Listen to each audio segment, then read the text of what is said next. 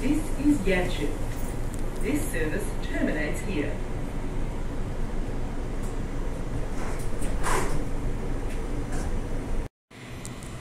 This is the brand new Yanchep Station.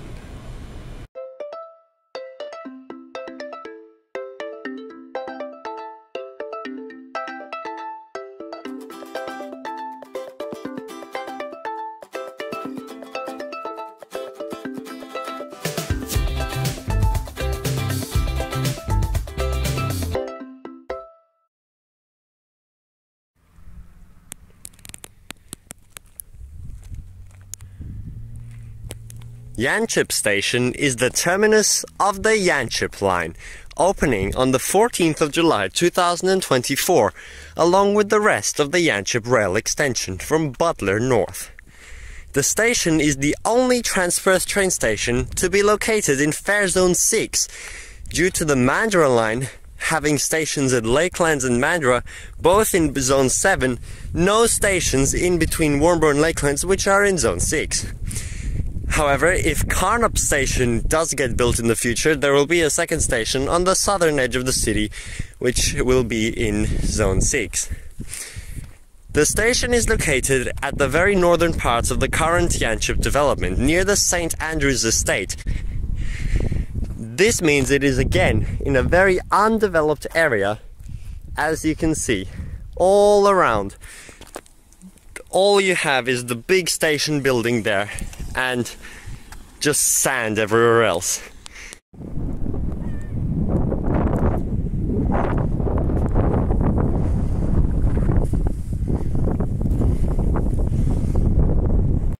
There are two access roads leading to Yanchep Station, from Marmion Avenue on the west and St. Andrews Drive on the east.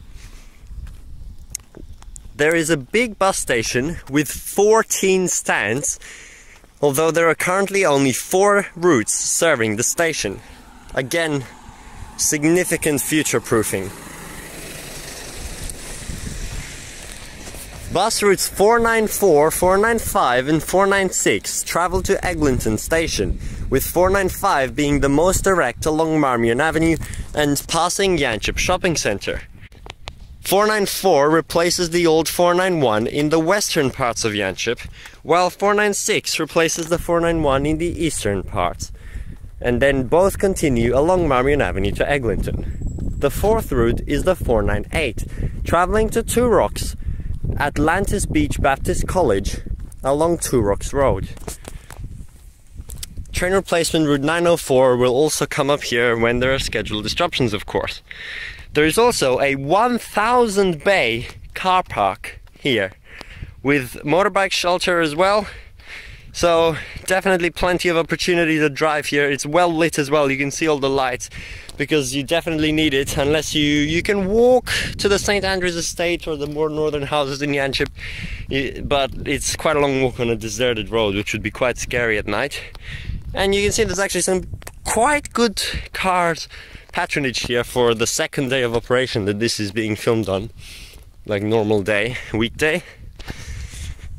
Now the station is actually projected to have 11,000 passengers using it per day in 2031, which is over double what Eglinton and Alkimos are projected to have, more than both of those two combined in fact.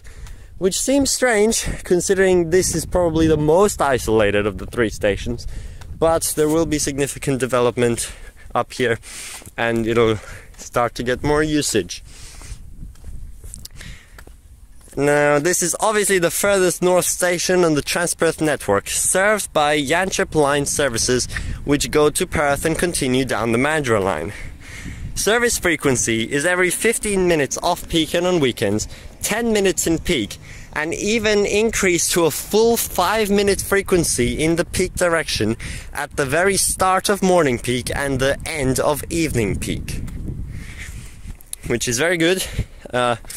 Previously there was never 5-minute frequency past Clarkson or past Coburn Central, because with the opening of the Yanchep line, the Mandurah line also received 5-minute frequency to Mandurah after 5 PM from the city. There are many opportunities for extended development currently around the station precinct, with lots of flat sand which will be used. North of the station are 2 tracks continuing for a significant distance where trains can be stored or turned around in. The rail reserve continues for almost a kilometer north of the station, although the tracks have not been built that far, with potential for many more sidings to be built if required in the future, which you can walk up here and get a good view down, sort of good view, at the tracks which continue north. Most tracks like this are always used at some point to make sure they don't rust, so I wouldn't be surprised seeing some very early morning trains heading up to those tracks here at Yanchep. The station building is a large indoor structure with a roof located on all sides and 3 entrances to the south, west and east. On the western side of the station is a new parkland being developed, although it is currently still fenced off, but it's going to be a very nice place once it opens, which shouldn't be too long. Otherwise, it's quite a big plaza around the outside of the station.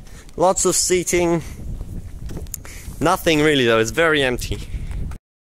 This is the western exit which leads out to the park once it's open, and nothing else for the moment. The bike shelter is located over here, and around the corner is the southern exit, which is the main exit out to the bus interchange, and underneath these big panels with artwork on them, which I'll put the details on the screen again.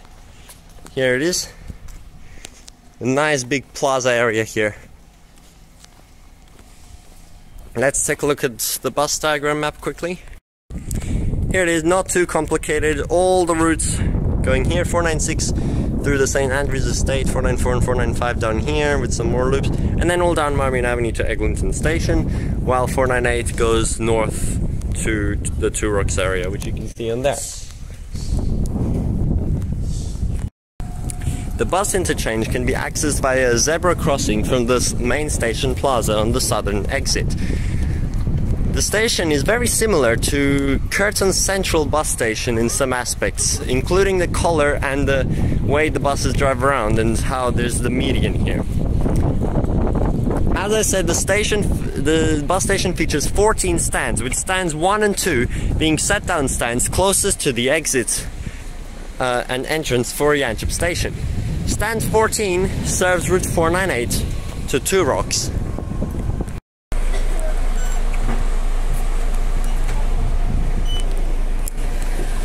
So all these 4 stands in this direction here are used. I don't know why they numbered it like this, so it's the highest numbers. It's a bit silly, but that's okay. This is stand 13 with the 496 hourly frequency midday and weekends for this one. Stand 12 is the 495, which is the fastest route down to Eglinton Station. Here it is. And stand 11 is the 494 to Eglinton Station. The middle of the bus interchange features a driver crib room and toilet for drivers' layovers and meal breaks, although there is currently no kiosk or shop anywhere near the station, which makes it quite bad for the driver meal breaks happening here, when previously they would have been at Butler and had a chance to grab something. Past the driver area there is no other in-use stand, with all just being blank. They can be used as layover, such as that bus is doing over there, but otherwise nothing at all past here, so you don't ever really have to go past the halfway point of the bus station. Now let's walk into the train station. The eastern entrance to the train station leads to the car park mainly, as well as the parking machines, which are again located just outside the entrance, and apparently has some really stupid system that you still have to tag onto them on weekends but then not be charged, which isn't at any other station. It used to be the airport line stations when they were built, but then people complained and they got rid of it, so I don't know why they did that here now. They're just checking if you're parking and then still going on the train, although who would park here and not go on the train or bus? It's so stupid. This is the one place where that wouldn't be needed. I hope they get rid of it soon. Entering the station, you can see a staff room on the left, as well as the kiosk store, which will be located here, but is currently still vacant, similar to how High Wycombe was vacant for a very long time. And there are toilets over there, Smart Rider hub machines, ticket machine, information point, ticket information board, timetables, a phone booth, a drinking fountain, and that's the other exit. There are closed station Smart Rider processors and 3 platforms with screen displays up there displaying the next departures.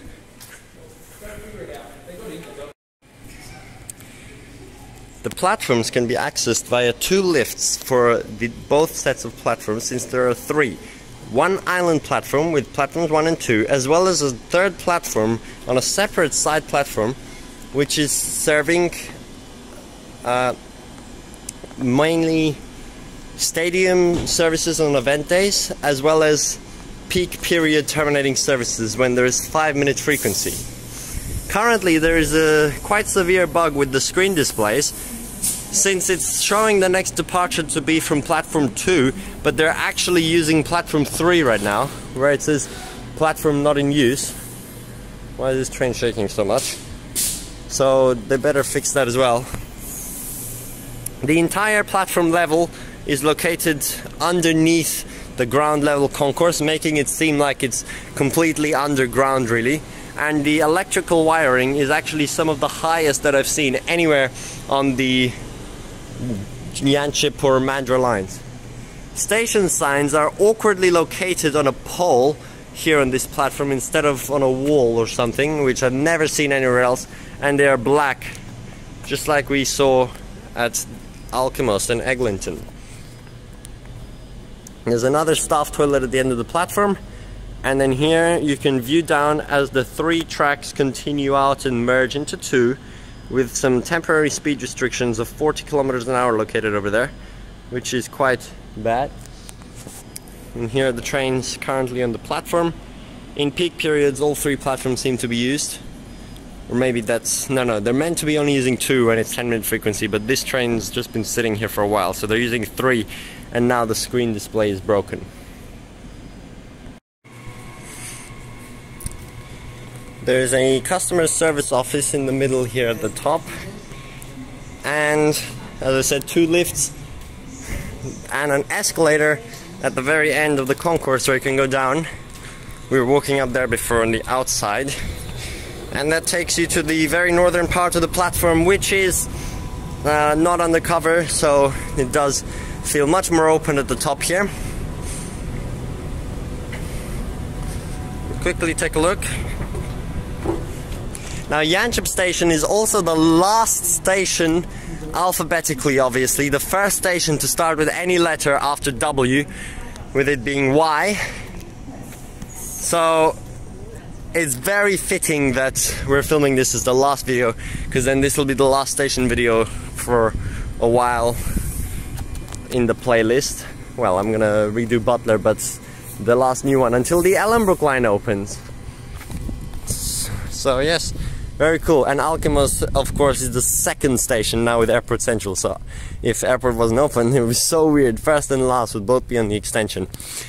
Here we are. This is the end of the platform. There is a buffer located on platform 3, which does not continue, but the other 2 tracks continue all the way down, just like at High Wycombe, but there's no actual like cleaning roads or anything. 2 of the buffers located at the end down there. And here's at 94 now on platform 1. This is a really good view of the station here. And I'm not going to walk down into platform 3 because it's the same, it's just a long side platform, and you can see the whole thing from here. This is the end of platform 3, hidden all the way down here behind this little building, with a path all the way down to the Stowe roads, where drivers, if trains will ever be there, will be able to walk all the way to get back onto the platform. It's a pretty nice spot here, which is quite strange the way they've built it. It would have been so much cooler if they made like a middle track which opened them to both sides, both doors, but then I guess that's weird because just one train coming up will be able to open on both sides while others won't. Okay, we're done now really. I'm just gonna go up the lift.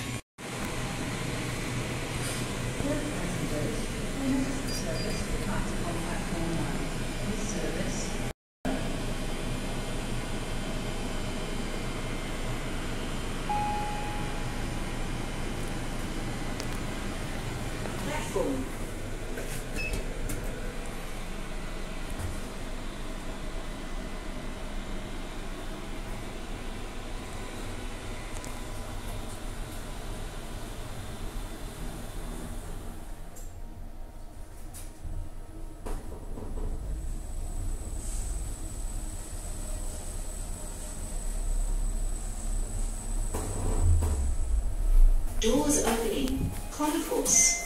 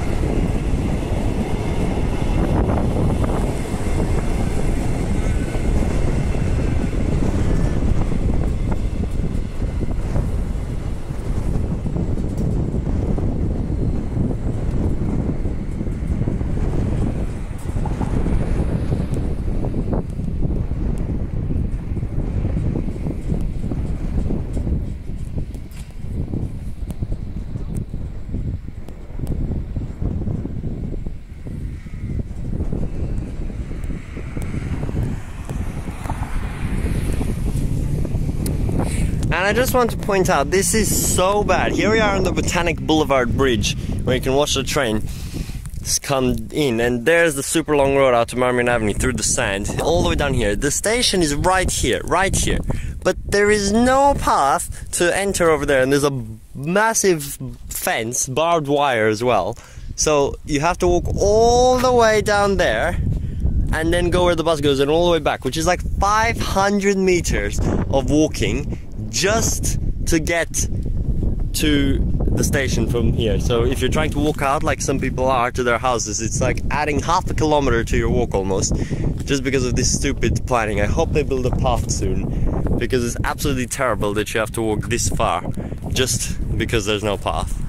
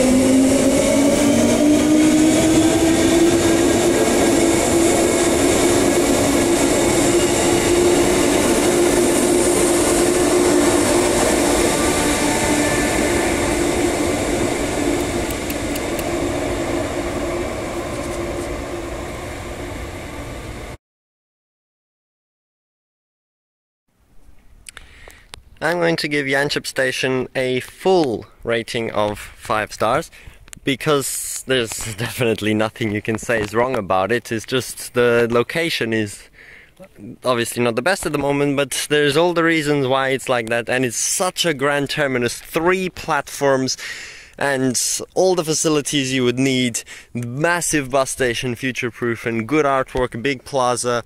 It's all great, so I really don't see many problems with it. Although it's not really great for train spotting down at the platform, it's a bit cramped under the concourse, but that's just for enthusiasts, not really for the general public, so it's still a full rating. All the stations on the new extension are great. Eglinton just falls out as the odd one of the others, because it's such a weird design with out escalators and open station not being staffed, which is why I did give it a rating of 4 stars.